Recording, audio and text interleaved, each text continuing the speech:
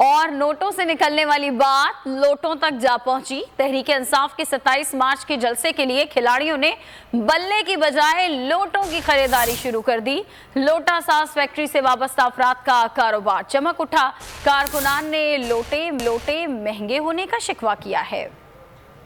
पाकिस्तानी सियासत में फिर नोटों की गूंज। इल्जाम नोटों के बोरे खुलने का लगा। दिलजलों ने नोटों के बोरे खोल दिए। फैसलाबाद और मुल्तान के खिलाड़ियों ने तैयारी पकड़ ली। जलसे के लिए बल्ले के बजाय लोटों की खरीदारी शुरू कर दी। कप्तान की कॉल पर खिलाड़ी लोटे लेकर जलसे में जाएंगे। हम इंशाल्लाह ताला पूरी की पूरी गाड़ियां भर के लोटों की वहां पर ले जाएंगे। जितने भी MNA MPA जो लोटे बने हैं और उनके गलों में हम यही लोटों का हाथ डालेंगे और हम आवाम को दिखाएंगे कि जो खान से अलहदा होगा उसके साथ यही अशर हो। एक कारकुन ने तो लोटे महंगे होने का शिकवा भी कर दिया। और लोटे भी महंगे हो गए हैं। जो 50 रुपए की चीज थी वो 250 रुपए के लोटे हो गए हैं। कुछ शर्म तो करो, हया करो।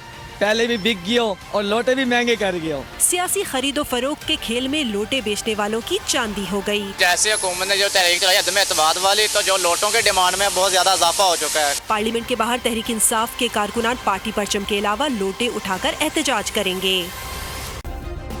सब्सक्राइब करें और बेल दबाएं ताकि कोई खबर रह न जाए।